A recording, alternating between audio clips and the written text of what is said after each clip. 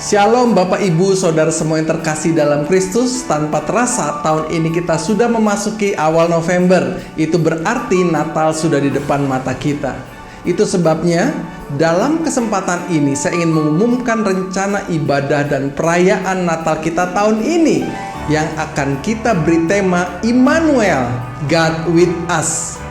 Ibadah dan perayaan Natal kita tahun ini akan diadakan secara online pada tanggal 20 Desember jam 6 malam via Zoom GPDI Kasih Immanuel dengan pembicara Pendeta Ishak Tulus. Ibadah Natal ini akan disertai dengan candlelight service yang tentu pelaksanaannya akan diadakan di rumah Anda masing-masing bersama keluarga. Saya percaya ibadah Natal tahun ini akan menjadi momen yang memberi kita kekuatan dan harapan bagi setiap keluarga kita, khususnya di tengah keadaan pandemi seperti sekarang ini. Natal tahun ini adalah Natal yang spesial, di mana kita akan lebih banyak berfokus bukan kepada pesta atau pertunjukannya, tetapi kepada saling menolong, saling berbagi kepada sesama, khususnya kepada saudara kita seiman dan lingkungan terdekat kita. Oleh sebab itu, saya sangat mengharapkan dukungan saudara semua, baik dalam doa, daya, dan juga dana pada tim kepanitiaan yang sudah dibentuk, yaitu Bapak Temi sebagai ketua, Ibu Keisha sebagai sekretaris, lalu untuk bendahara Bapak Ramli, untuk si acara Ibu Karen. Nanti sebagai host acara ini adalah Ibu Anne Ramli dan Andre Gunarto. Multimedia editor Saudari Evi dan Saudara Daryl. Untuk hadiah kepada ibu-ibu janda, Ibu Gembala. Pemberi hadiah Bapak dan Ibu Suroto. Untuk publikasi Ibu Fani dan Bapak Victor. Demikianlah info Natal kita bersama yang dapat saya sampaikan kepada saudara semua. Mari siapkan hati dan keluarga kita untuk merayakan kedatangan Tuhan kita ke dalam dunia yang memberi kita kekuatan dan harapan. Tuhan Yesus memberkati. Shalom, selamat pagi, selamat hari Minggu, dan selamat datang dalam ibadah online di GPDI Kasih Immanuel Kebayoran Lama yang disertai dengan perjamuan suci. Bapak-bapak, ibu-ibu, saudara dan saudariku yang terkasih di dalam Tuhan, tidak terasa sudah hampir 8 bulan kita beribadah di rumah kita masing-masing. Tapi kasih, kebaikan, dan kemurahan Tuhan tetap menyertai, melindungi, dan memberkati kita semua. Sebelumnya, saya sampaikan beberapa pengumuman untuk jadwal kegiatan gereja kita seminggu ke depan. 1. Setiap hari Selasa jam 7 malam, ada ibadah online via Zoom, Wanita Deborah. 2. Setiap Rabu dan Kamis, dimulai jam 7 sampai jam 10 malam, ada doa PSBB dilanjutkan selama bulan November. Pendaftaran melalui grup WhatsApp Getsemani. 3. Setiap hari Jumat jam 7 malam ada ibadah online via Zoom Jemaat GPDI Kasih Immanuel bersama Ibu Gembala. 4. Setiap hari Sabtu dan Minggu malam ada pertemuan J-Club online via Zoom. 5. Setiap hari Minggu jam 9 pagi untuk kelas babies melalui YouTube. Dan jam 10 pagi juga untuk kelas junior melalui Zoom. Mari saudara-saudara, kita bersatu di dalam doa untuk memulai ibadah kita pagi ini. Bapa yang dalam surga, di dalam nama Tuhan Yesus Kristus, kami bersyukur Tuhan pagi hari ini Tuhan, karena kasih-Mu dan kemurahan-Mu yang Kau berikan dalam kehidupan kami Tuhan. Pagi ini kami semua dalam keadaan baik, dalam keadaan sehat Tuhan. Kami percaya Tuhan, itu semua karena kasih-Mu yang senantiasa Tuhan berikan dalam kehidupan kami. Dan pagi hari ini kami datang beribadah kepadamu Tuhan. Kami mau memuji Engkau, kami ingin memuliakan nama-Mu ya Bapa, dan kami ingin menyembah Engkau Tuhan, dan terlebih kami ingin mendengarkan firman-Mu Tuhan. Berfirmanlah bagi kami Tuhan, yang haus dan lapar akan firman-Mu Tuhan, karena firman-Mu lah Tuhan yang memberikan kekuatan dalam kehidupan kami, yang memberikan semangat dalam kehidupan kami di saat-saat sekarang ini Tuhan. Terima kasih Bapa di surga, terima kasih. Kami percaya Tuhan, biarlah kuasa-Mu Engkau urapi hamba-Mu yang akan menyampaikan firman-Mu, dan urapi kami yang mendengarnya Tuhan. Terima kasih Bapa di surga, dan kami percaya Tuhan, dalam ibadah ini Tuhan, Engkau yang akan memimpin kami Tuhan, dari awal, pertengahan, hingga akhirnya Tuhan. Biar kami rasakan kehadiran-Mu Tuhan, kami boleh merasakan kuasa dan jamahan-Mu dalam kehidupan kami Tuhan. Terima kasih Bapa di surga, terima kasih. Biar kami mau sambut Tuhan, ibadah kami pada pagi hari ini hanya di dalam nama-Mu saja, Tuhan Yesus Kristus. Haleluya, haleluya, amin. Mari kita siapkan hati dan pikiran kita takut akan Tuhan. Selamat beribadah, Tuhan memberkati. Shalom saudara, pagi hari ini mari sama-sama kita mau memuji nama Tuhan. Kita mau tinggikan nama Dia, karena Dialah Raja di atas segala raja. Amin. Mari semua katakan, mari kita semua umat pilihan Allah, dengarlah panggilannya untuk menggenapi firman. Sekaranglah waktunya, untuk berdiri bagi bangsa ini. Mari maju umat pemenang. Mari kita semua umat pilihan Allah, dengarlah panggilannya untuk menggenapi. Sekarang waktunya, sekaranglah waktunya. Kita mau berdiri bagi bangsa ini, kita mau maju dalam nama Yesus. Mari maju umat pemenang, bukan bangkit, nyatakan kemuliaannya, bukan bangkit, nyatakan kebesarannya, sampai setiap lutut bertelut, semua lidah mengaku Yesus Kristus Dialah Tuhan, Raja segala raja. Dialah Raja, Dialah Raja.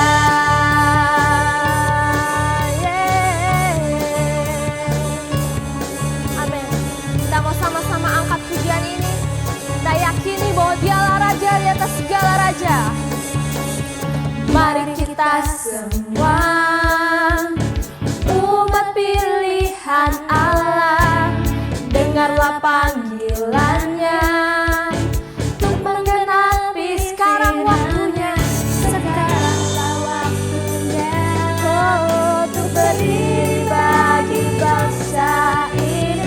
Mari maju umat pemenang, bukan bangkit, amin. Nyatakan kemuliaannya, bukan bangkit,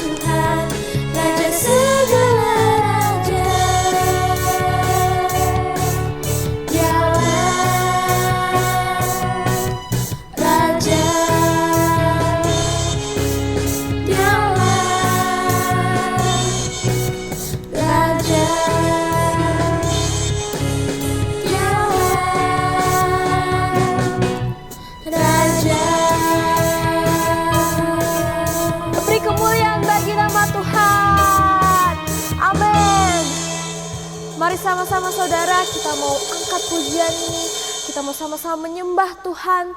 Karena kita tahu bahwa hanya Dialah satu-satunya Allah kita. Berkat yang kita terima hanya kita peroleh darinya. Amin. Terima kasih Bapa. Haleluya. Dengan apa kita dapat membalas segala kebaikan-Mu Tuhan.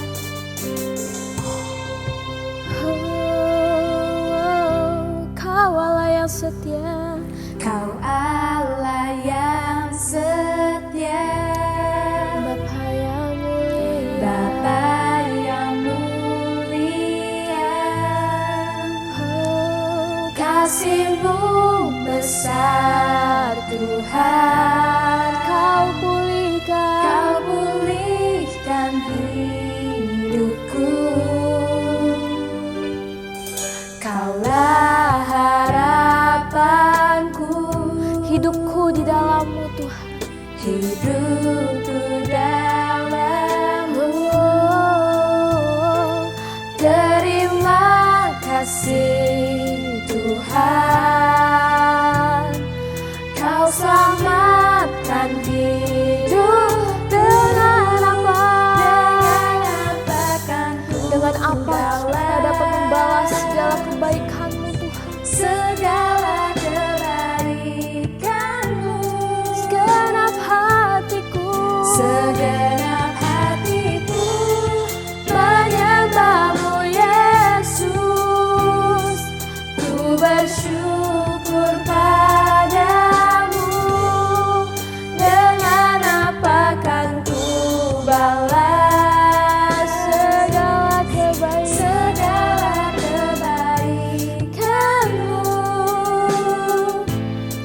Segenap hatiku menyembah-Mu Yesus. Ku bersyukur padamu. Selamanya. Haleluya. Terima kasih Bapa. Bersama-sama kita mau sembah Dia. Kita mau tinggikan nama Dia. Dialah kebaikan Tuhan. Dengan apa kita dapat membalasnya? Dialah Allah yang setia bagi kita.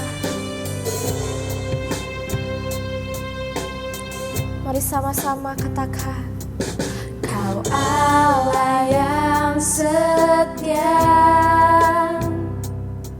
Bapa yang mulia.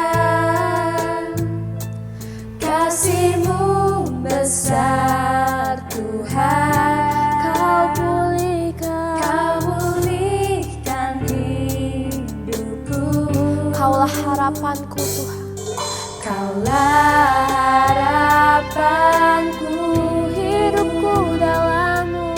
hidupku dalam-Mu. Terima kasih Tuhan. Terima kasih Tuhan, Kau selamatkan. Kau selamatkan. Mari semua sama-sama katakan. Dengan apa kan ku balas segala kebaikan-Mu. Segenap hatiku menyembah-Mu Yesus. Ku bersyukur padamu. Dengan apa? Kan ku balas segala kebaikan-Mu. Segenap hatiku. Segenap hatiku menyembah-Mu Yesus. Ku bersyukur padamu selamanya. Selamanya. Selamanya. Selamanya.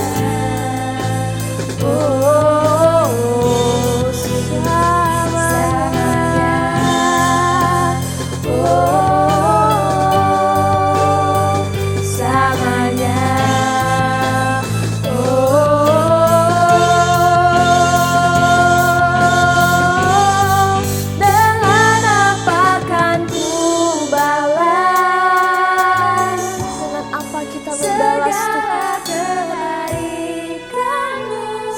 kebaikan-Mu, Tuhan.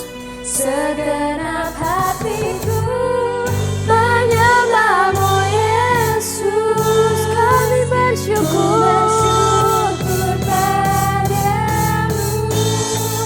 Dengan apa kan ku balas segala kebaikan-Mu.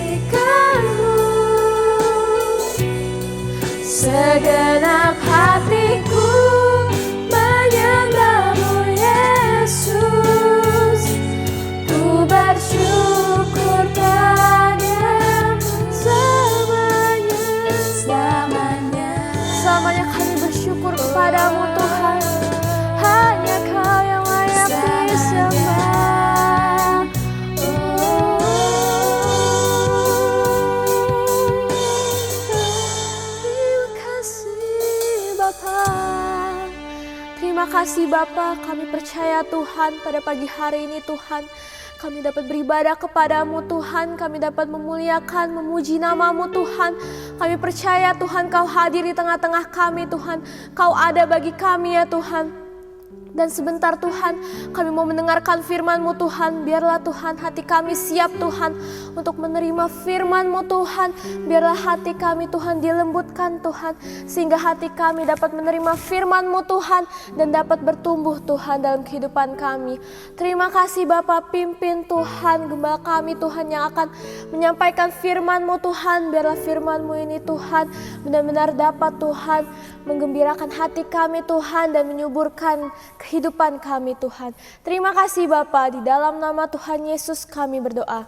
Amin.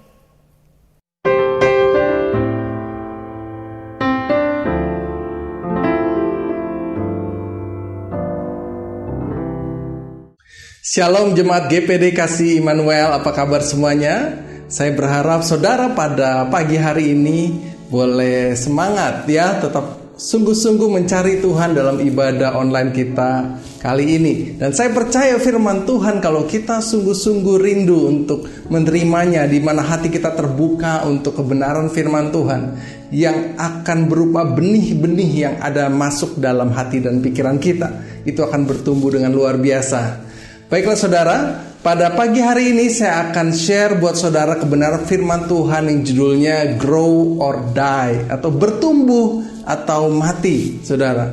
Di dalam kitab 2 Petrus 3 ayat 18 bagian A, tetapi bertumbuhlah dalam kasih karunia dan dalam pengenalan akan Tuhan dan juru selamat kita, Yesus Kristus. Tuhan ingin kita bertumbuh. Amin. Tuhan rindu di mana iman kita boleh bertumbuh. Bertumbuh kemana saudara? Di mana bertumbuh dalam pengenalan kita akan Tuhan, bertumbuh dalam iman kita, bertumbuh dalam karakter kita. Saudara tahu Tuhan Yesus sering kali memberi perumpamaan tentang gandum, tentang pohon, ya, tentang benih. Semuanya memerlukan namanya pertumbuhan. Bahkan di dalam kitab yang lain, di dalam 2 Korintus 10 ayat 15 bagian B, tetapi kami berharap bahwa apabila imanmu makin bertumbuh. Tuhan kembali melalui firman Tuhan mengulang, ayo bertumbuh, bertumbuh terus saudara. Kenapa kita harus bertumbuh? Karena pilihannya tidak banyak saudara. Kalau kita tidak bertumbuh, maka pasti kita mati. Kalau kita tidak bertumbuh iman kita, pasti iman kita juga mati. Di dalam kitab yang lain, di dalam Filipi pasal yang 4 ayat yang ke-10, aku sangat bersuka cita dalam Tuhan bahwa akhirnya pikiranmu dan perasaanmu bertumbuh kembali untuk aku. Tidak hanya iman, tetapi pikiran kita juga bisa bertumbuh. Mindset, pola pikir, bahkan perasaan kita juga bertumbuh, saudara. Kenapa? Karena Tuhan ciptakan kita untuk bertumbuh, saudara. Tanpa pertumbuhan, maka kita akan mati. Tanpa pertumbuhan, kita hanya sekedar numpang hidup, saudara. Tidak ada gunanya tanpa pertumbuhan hidup kita. Pilihannya tentu ada di tangan setiap kita. Saudara mau bertumbuh atau saudara mau mati?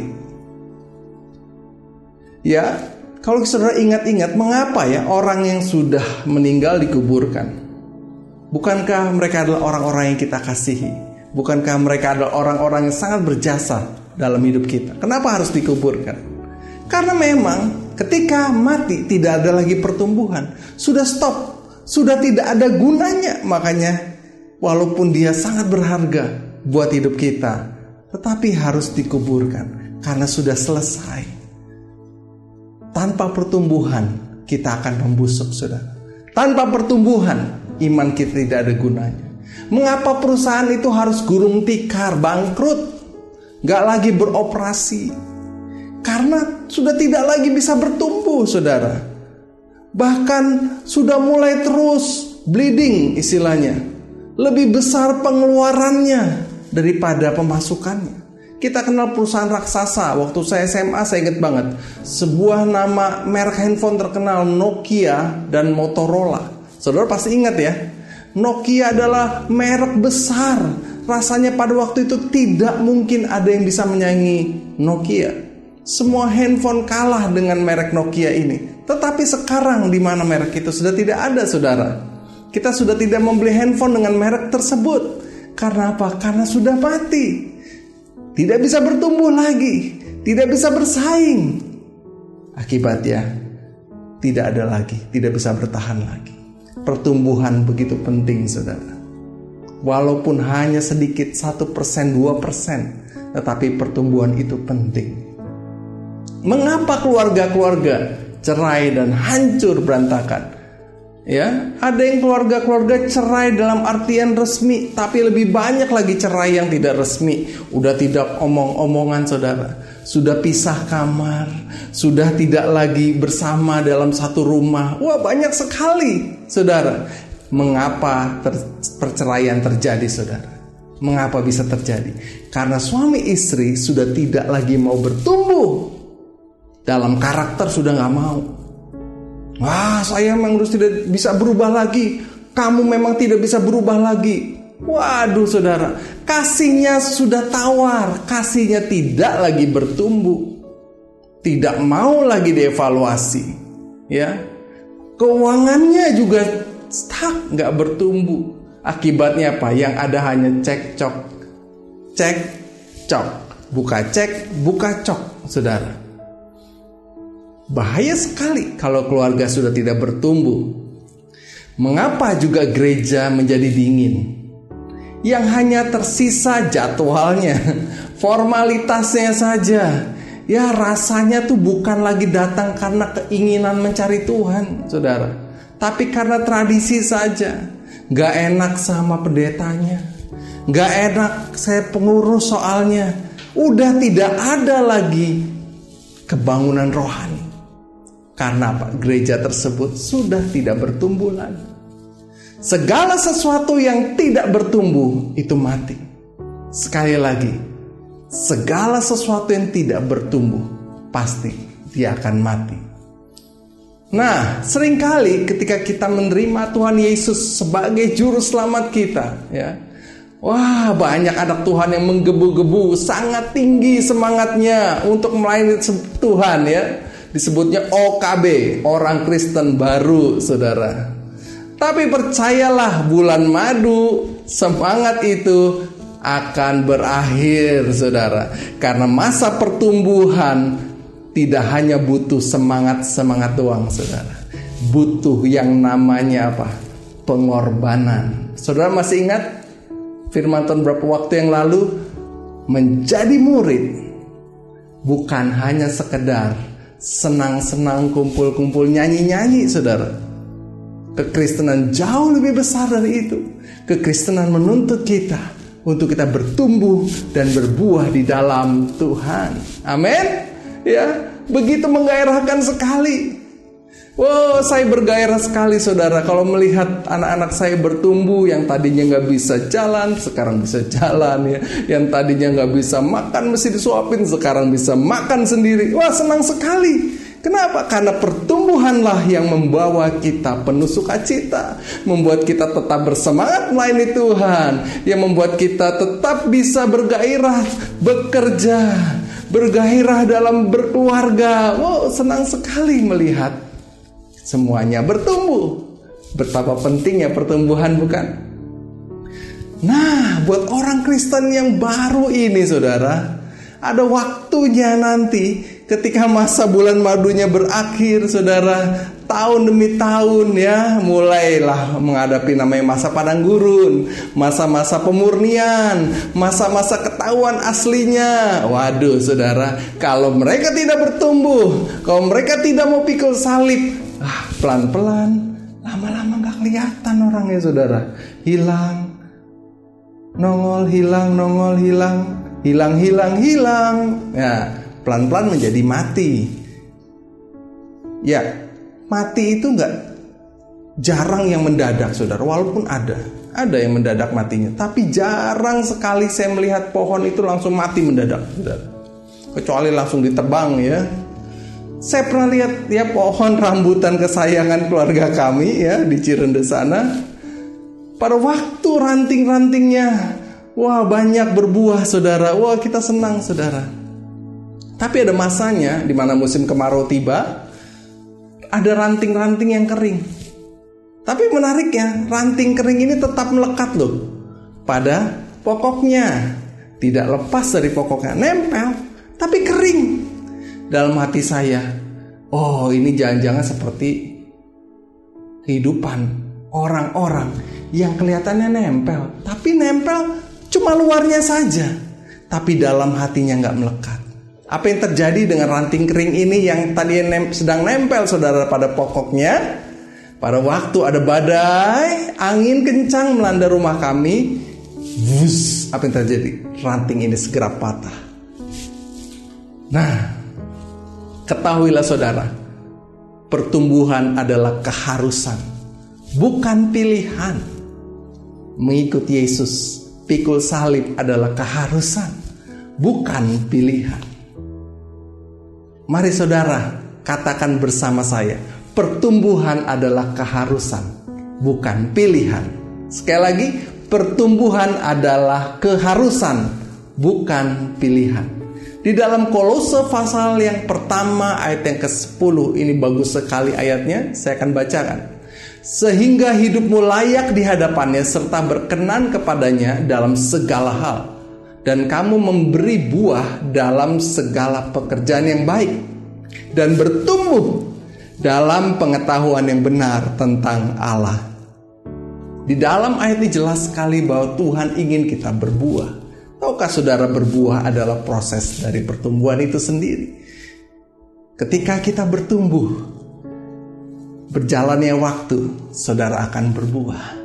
Jika kita sungguh-sungguh melekat kepada pokok anggur, yaitu firman Tuhan, Tuhan sendiri, tinggal tunggu waktu, kita pasti akan berbuah.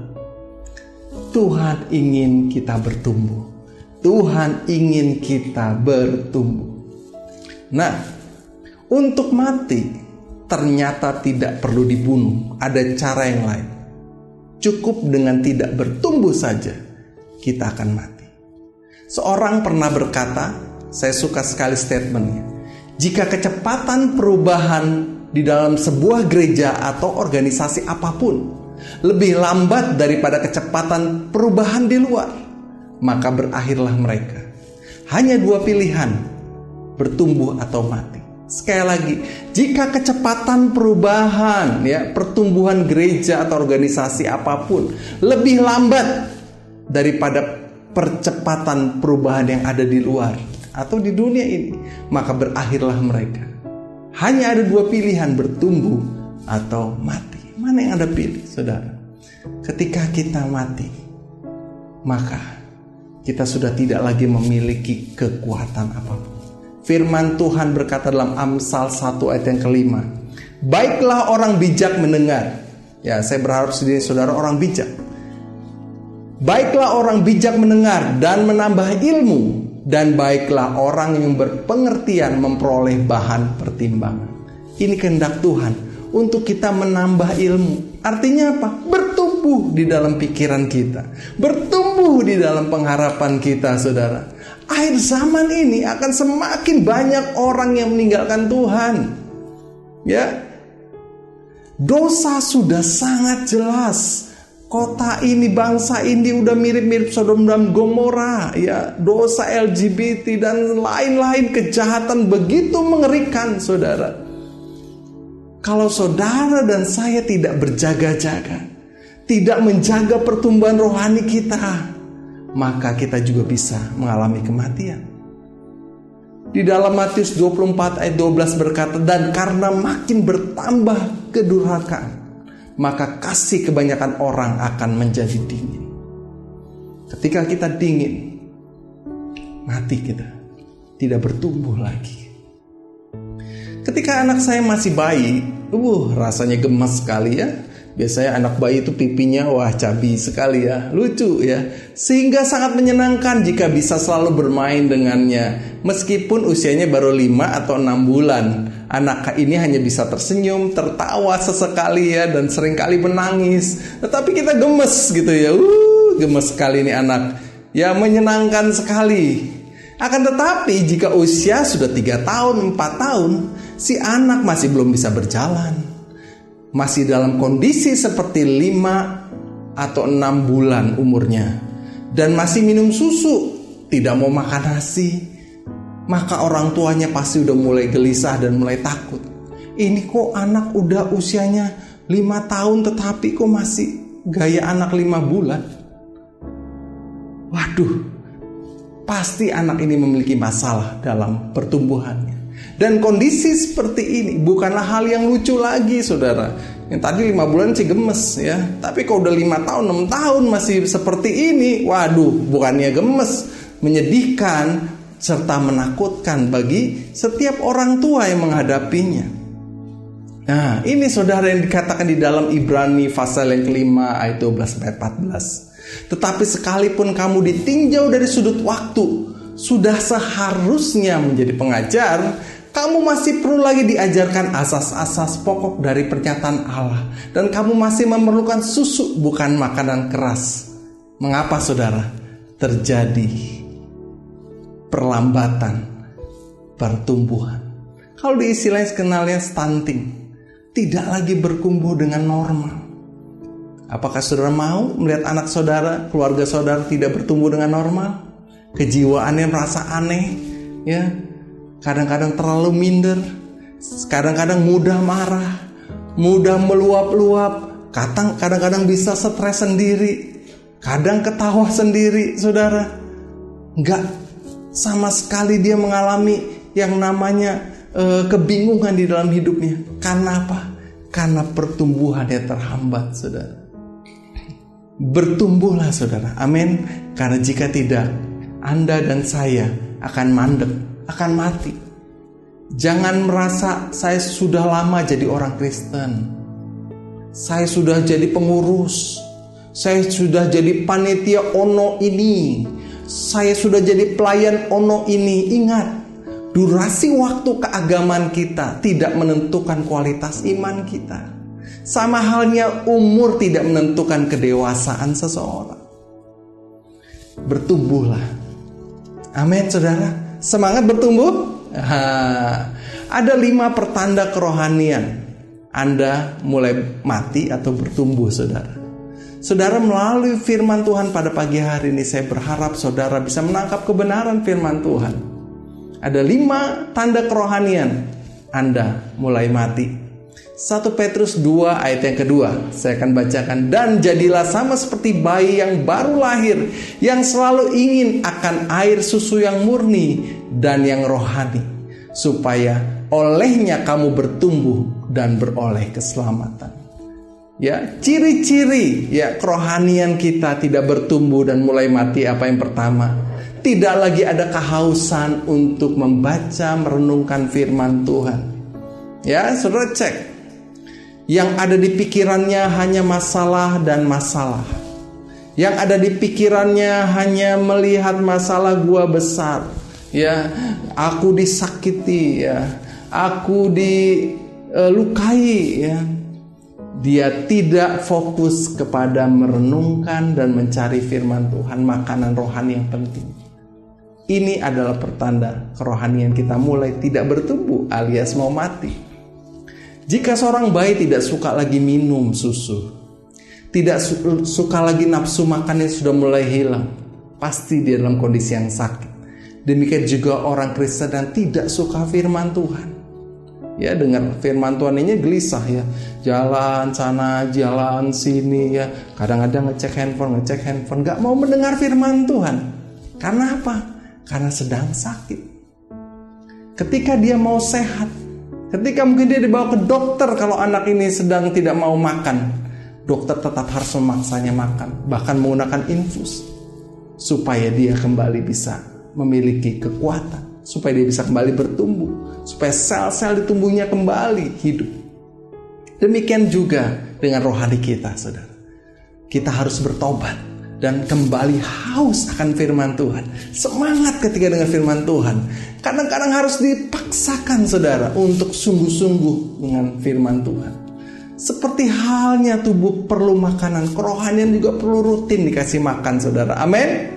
Kalau saudara haus akan firman Tuhan, wah, mencari sungguh-sungguh, cari tahu apa yang Tuhan mau nih dalam hidup saya nih, saudara dalam kondisi yang sehat. Tetapi kalau sebaliknya, saudara segera bertobat. Jangan tunggu lama-lama, ya. Waktunya juga kadang-kadang tidak lama. Badai bisa datang dan kita akan lenyap. Yang kedua, orang yang mulai mati rohaninya jarang membangun mezbah doa. Kalau saudara dalam rumah tangga saudara sudah tidak lagi mezbah doa, saudara dalam kondisi kritis, saudara sedang dalam posisi pelan-pelan mati rohaninya. 1 Tesalonika 5 ayat 17. Ini ayatnya pendek tetapi jelas. Dikatakan apa? Tetaplah berdoa, saudara. Tetaplah berdoa. Katakan semuanya. Tetaplah berdoa. Tetaplah berdoa. Ketika kita jarang membangun mezbah dalam keluarga kita mulai bolong. Yang ada hanya keluhan, susah terus, cekcok terus, anak berantem terus, ya, suami istri cekcok terus, gak pernah berdoa, dan saudara membiarkannya dalam jangka waktu yang lama, sudah kering tawar, saudara biarkan terus, saudara dalam posisi dying, sekarat. Segera bertobat, akui di hadapan Tuhan, dan kembali sungguh-sungguh, saudara. Bangun mezbah doa. Tidak ada yang semuanya otomatis bisa pulih. Tanpa keputusan, saudara akan menghadapi kematian, karena kita sedang tidak bertumbuh. Dalam Efesus 6 ayat 18 dikatakan, dalam segala doa dan permohonan berdoalah setiap waktu di dalam roh, dan berjaga-jagalah di dalam doamu itu dengan permohonan yang tak putus-putusnya untuk segala orang kudus. Tuhan ingin kita berdoa tidak putus-putus, saudara. Jangan bolong, saudara. Terus bangun mezbah, cari Tuhan sungguh-sungguh, ajak anak saudara, ajak istri saudara. Ayo komitmen doa. Ketika dia ngantuk, saudara, waduh, saudara katakan, kamu harus berdoa. Ayo berdoa. Murid-murid Yesus, ketika Yesus datang sebelum masa pencobaan yang berat itu, Yesus coba bangunkan mereka. Ayo berdoa 1 jam saja. Tapi mereka sudah terlalu lelap, ngantuk berat, saudara. Daging mereka begitu menguasai mereka. Akibatnya apa? Pada waktu Yesus disalibkan, pada waktu Yesus ditangkap, semua murid-muridnya kocar kacir, saudara, dan bahkan menyangkal Yesus. Kenapa? Karena mereka tidak mau berdoa. Penting sekali, bukan? Sebagai informasi, PSBB yang kita lakukan, ya, pendoa syafaat bagi bangsaku, kita akan perpanjang hingga bulan November, setiap hari Rabu dan Kamis. Saudara, kita teruskan, saudara. Amin. Karena penting sekali untuk membangun kesehatian berdoa di dalam keluarga kita. Manfaatkan momen PSBB untuk doa syafaat kita tidak putus-putus. Yang ketiga, saudara, apa ciri-cirinya ketika rohani kita mulai mati dan tidak mau bertumbuh lagi? Ya, di dalam Ibrani 10 ayat yang 25. Janganlah kita menjauhkan diri dari pertemuan-pertemuan ibadah kita, seperti dibiasakan oleh beberapa orang. Tetapi marilah kita saling menasehati dan semakin giat melakukannya menjelang hari Tuhan yang mendekat. Apa yang ketiga, saudara, ciri-cirinya? Jika Anda mulai tidak berminat lagi kepada perkara-perkara rohani. Ketika kita sudah malas untuk ikut acara-acara rohani, saudara. Itu sudah mulai tanda bahwa kita sedang dalam posisi sekarat rohaninya. Tuhan ingatkan, jangan kita menjauhkan diri dari pertemuan-pertemuan ibadah. Bahkan dikatakan semakin giat melakukannya menjelang hari Tuhan. Dunia ini akan membuat saudara akan sibuk, membuat saudara stres, membuat saudara merasa sepertinya tidak ada jawaban. Kalau kita terus terhisap dalam perkara-perkara duniawi terus, saudara tidak mengimbangi dengan kekuatan rohani, tidak mengimbanginya dengan komitmen rohani saudara, maka kita dalam bahaya. Mendapatkan tubuh yang sehat, salah satunya adalah dengan bergerak, olahraga. Apa itu maksudnya, saudara? Ketika kita di dalam kerohanian kita tuh kadang-kadang malas, pengennya tidur, pengennya mager, malas gerak. Saudara harus mulai bergerak kepada aktivitas rohani, ya. Semangat ikut PSBB kemarin, PSBB Akbar luar biasa. Saya bersyukur penuh dengan anak-anak muda, ya, juga orang tua, ya, bahkan ada yang masih masuk sekolah minggu, ya. Mereka ikut berdoa. Wow, sungguh menggairahkan sekali. Ada begitu banyak orang yang berdoa. Artinya apa? Gereja kita ada kehidupan. Mulai tertarik dengan hal-hal rohani. Kerohanian itu penting sekali, saudara. Ingat loh, jasmani kita umurnya terbatas, tapi rohani kita kekal. Fokus pada yang kekal. Amin, saudara. Yang keempat, apa ciri-cirinya ketika rohani kita mulai mati? Jika Anda kekristenannya hanya sekedar formalitas basa-basi atau rutinitas. Kok ada ya? Ada, saudara, banyak malah. Jangankan jemaat, pendeta juga ada, saudara. Ya, Matius 23 ayat 14, celakalah kamu hai ahli-ahli Taurat dan orang-orang Farisi.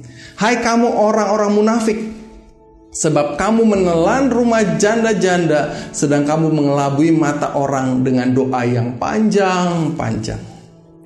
Ya, orang ini suka berdoa, ya, tampaknya. Tetapi ingat, pertumbuhan itu bukan ada di luar, tapi juga di bagian dalam, di dalam hidup mereka, dalam keluarga mereka, di dalam hati mereka, saudara.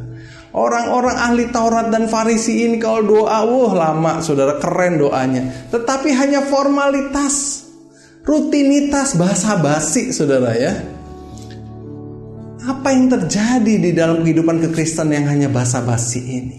Tidak ada hati di dalamnya. Tidak lagi ada air mata sudah di dalam doa-doanya. Kehausan, kerinduan akan Tuhan. Ada pertobatan setiap kali dia membaca, merenungkan, mendengar firman Tuhan. Dia dijamah hatinya. Tetapi orang Kristen seperti Farisi ini, walaupun dia dengar firman Tuhan, dia tidak mau taat kepada kebenaran firman Tuhan. Mengeraskan hati, gak mau. Hati-hati, saudara. Amin. Saya rindu saudara bertumbuh, saudara. Tidak menjadi Kristen basa-basi, Kristen yang hanya pengennya status di gereja, jabatan A, jabatan B, pelayanan A, pelayanan B. Semangat, saudara. Tetapi pandemik ini akan membongkar, membuka topeng-topeng rohani. Kenapa, saudara? Panggungnya sudah tidak ada. Kelihatan apa? Di rumah berantem terus ternyata, suami istri, anak-anak. Konflik terus. Nah, kelihatan aslinya kan? Kenapa, saudara? Karena formalitas kekristenan kita basa-basi, gak bisa mengampuni, gak bisa mengasihi. Akibatnya apa? Kita kehilangan pertumbuhan hidup kita. Yang kelima, bagian yang terakhir, apa ciri-cirinya kalau rohanian kita mulai mati? Jika hidup di dalam dosa dan tidak mau bertobat. Saudara tahu yang saudara lakukan adalah dosa? Saudara tahu yang saudara lakukan itu adalah dosa, tapi saudara membenarkan diri sendiri. Ini mah kelemahan saya. Gak ada manusia yang sempurna. Itu adalah dosa. Dosa adalah dosa. Dosa bukan kelemahan.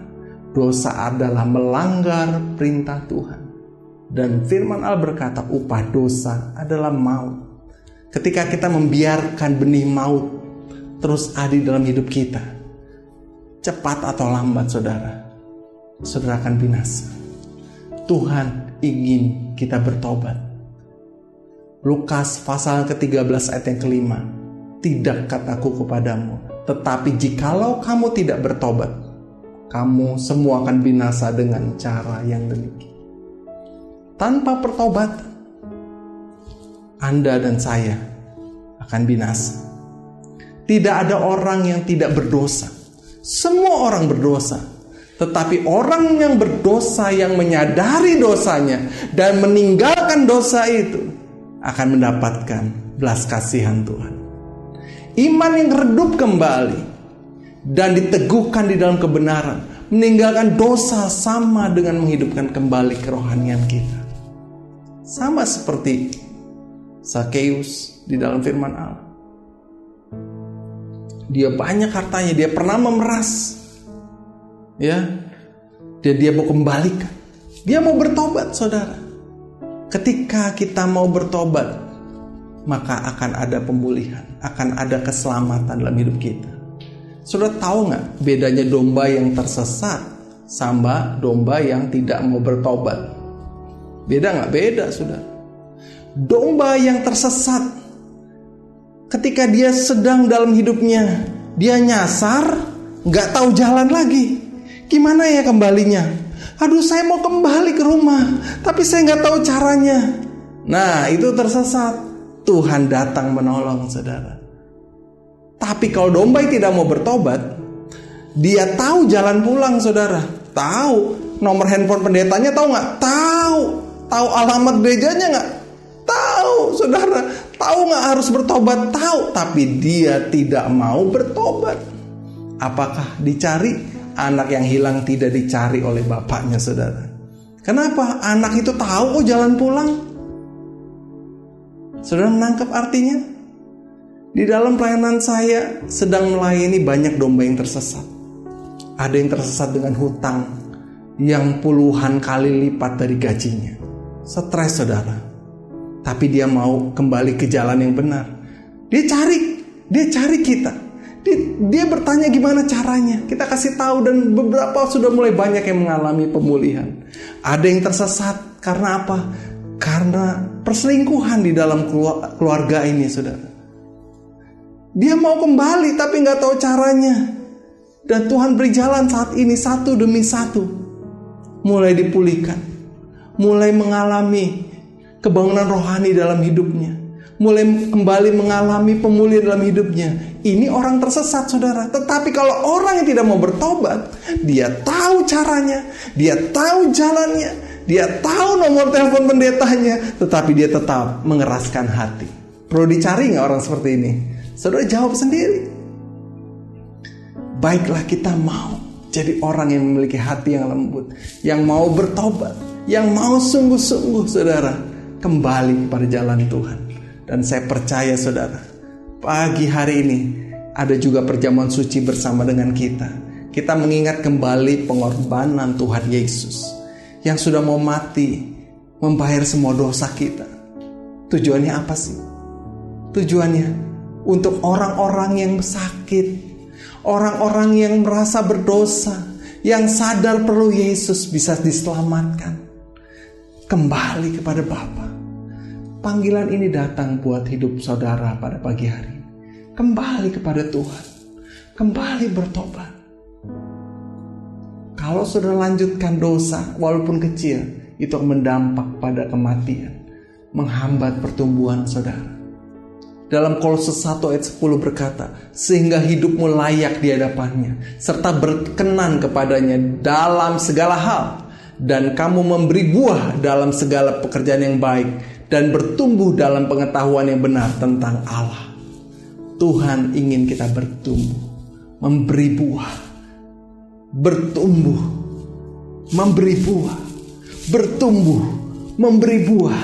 Itu tujuannya, supaya kita mengalami kehidupan yang diberkati oleh Tuhan.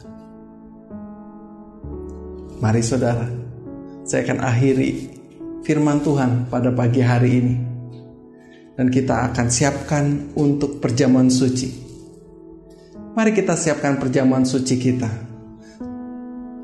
Tapi sebelumnya kita berdoa terlebih dahulu. Bapa di surga, kami bersyukur untuk kebenaran firman-Mu. Kami percaya firman-Mu yang memerdekakan kami. Firman-Mu adalah kebenaran. Engkau ingin kami bertumbuh. Karena tanpa pertumbuhan kami akan binasa. Iman kami akan mati. Kami mau terus bergairah Tuhan untuk kebenaran firman-Mu. Kami rindu Tuhan membangun mesbah. Kami mau komitmen merenungkan firman Tuhan. Kami mau selalu bergairah kepada perkara-perkara yang di atas, bukan hanya yang di bawah. Kami rindu Tuhan untuk bertobat kembali kepada Engkau Tuhan.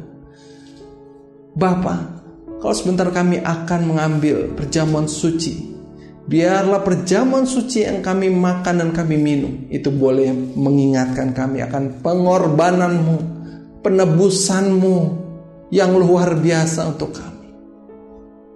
Dan Engkau ingin kami seperti Engkau Tuhan, mau berkorban supaya kami boleh menjadi berkat. Hanya di dalam nama Yesus. Amin.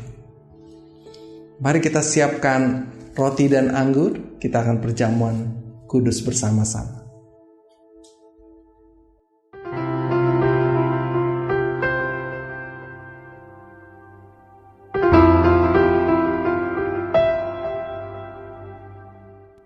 Baiklah saudara, mari kita angkat roti dengan tangan kita ke atas. Saya akan bacakan firman Tuhan. Sebab apa yang telah kuteruskan kepadamu, telah aku terima dari Tuhan, yaitu bahwa Tuhan Yesus pada malam waktu Ia diserahkan mengambil roti, dan sesudah itu Ia mengucap syukur atasnya. Ia memecah-mecahkannya dan berkata, inilah tubuhku yang diserahkan bagi kamu. Perbuatlah ini menjadi peringatan akan aku. Apakah saudara percaya roti yang saudara pegang adalah tubuh Kristus, yang olehnya kita beroleh keselamatan, yang tubuhnya dihancurkan, diremukkan karena segala dosa-dosa kita. Kalau saudara percaya, di dalam nama Tuhan Yesus, mari kita makan.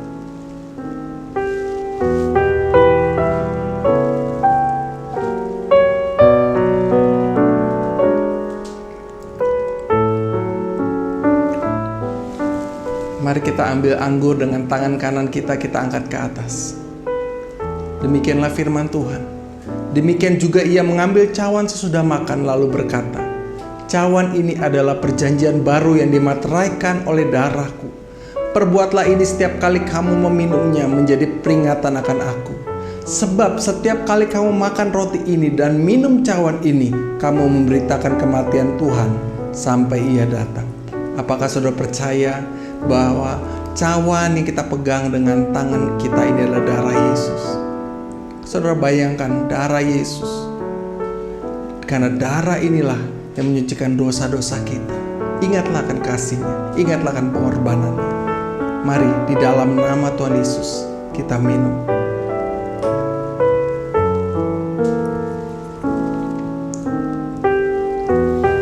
Terima kasih Tuhan.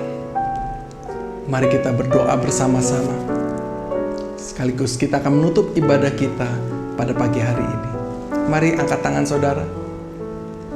Bapa di surga, kami bersyukur untuk pagi yang indah ini. Kami boleh bersekutu bersama-sama di dalam perjamuan asa yang kudus.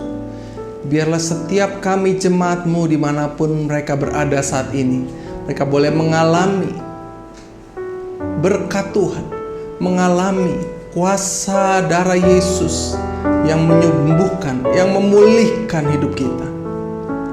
Mari saudaraku, terimalah berkat Tuhan, penyertaan Allah Bapa, Putra dan Roh Kudus menyertai engkau kemanapun engkau pergi. Apa yang engkau kerjakan diberkati oleh Tuhan.